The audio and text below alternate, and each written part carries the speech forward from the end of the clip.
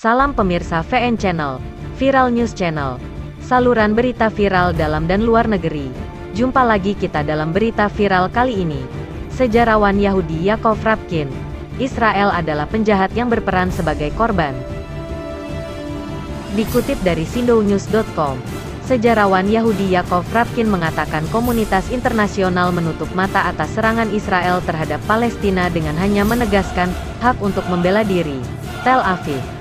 Menurutnya, Zionis yang menduduki Palestina adalah penjahat yang berperan sebagai korban atau playing victim. Rapkin, seorang profesor sejarah di Universitas Montreal, Kanada, menambahkan bahwa Israel harus berhenti mempermainkan korban dan menghadapi kebenaran tentang catatan kriminalnya. Dia menyatakan bahwa masalah antara Israel dan Palestina bukanlah hal baru dan bahwa ada serangan serupa yang terjadi bertahun-tahun yang lalu. Dia menekankan perlunya memperhatikan kurangnya keseimbangan kekuatan antara kemampuan militer Palestina dan Israel. Rapkin, yang menulis buku A Threat from Within, A Century of Jewish Opposition to Zionism, mengatakan bahwa peningkatan serangan baru-baru ini terhadap situs-situs Palestina adalah reduplikasi dari banyak peristiwa menyakitkan dalam sejarah Israel dan Palestina. Ketika Israel terus melakukan penindasan orang-orang Palestina mengungsi antara tahun 1947 sampai tahun 1949. Saya tidak tahu mengapa Perdana Menteri Israel Benjamin Netanyahu mengeluarkan perintah untuk menyerang Gaza. Tetapi saya tahu bahwa situasi ini tidak merugikannya. Sebaliknya, dia diuntungkan dari polarisasi dalam masyarakat Israel. Dan permusuhan semacam itu meningkatkan efek polarisasi saat ini kami lihat di jalanan Israel. Lanjut dia. Dia mengatakan adalah kesalahan besar untuk menggambarkan apa yang terjadi antara Israel dan Palestina sebagai konflik. Kami tidak dapat menggunakan istilah konflik dalam kaitannya dengan situasi saat ini.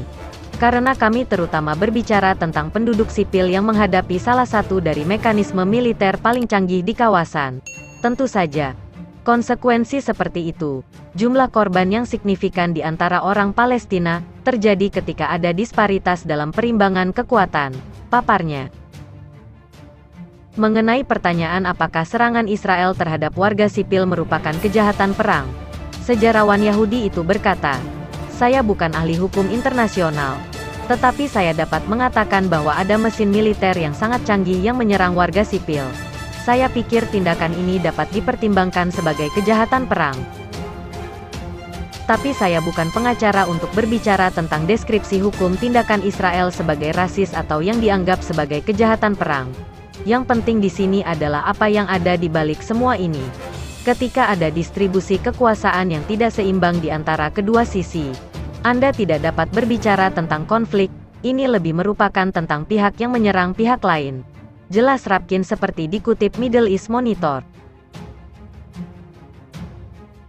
Rapkin menegaskan bahwa dukungan Amerika Serikat, AS, untuk Israel tidak ada hubungannya dengan pemerintahan Presiden Joe Biden, dan menekankan bahwa Amerika Serikat telah mencurahkan sebagian besar kebijakan luar negerinya untuk menjadikan Israel sebagai negara dengan kekebalan dalam hal tindakannya sambil memastikan untuk mempertahankan dan memberikan bantuan militer dan ekonomi serta dukungan dari lembaga dan mekanisme internasional. Akibatnya, lanjut dia, ada konsensus di komunitas internasional tentang pemberian kekebalan tanpa syarat kepada Israel atas kejahatannya. Apa tindakan Israel? Tidak jauh berbeda dengan apa yang dilakukan Amerika Serikat di berbagai belahan dunia, katanya. Memastikan hak asasi manusia untuk semua, terutama bagi orang Palestina yang tinggal di daerah itu, harus menjadi perhatian utama bagi komunitas internasional, yang harus fokus pada hak asasi manusia dan hak-hak orang Palestina yang tinggal di daerah yang dikuasai oleh tentara Israel. Imbu dia. Demikian berita viral kali ini. Jika ada pendapat silahkan tinggalkan tanggapan di kolom komentar. Agar saluran berita viral tetap update, silahkan dukung terus dengan cara subscribe, like, dan bagikan. Terima kasih.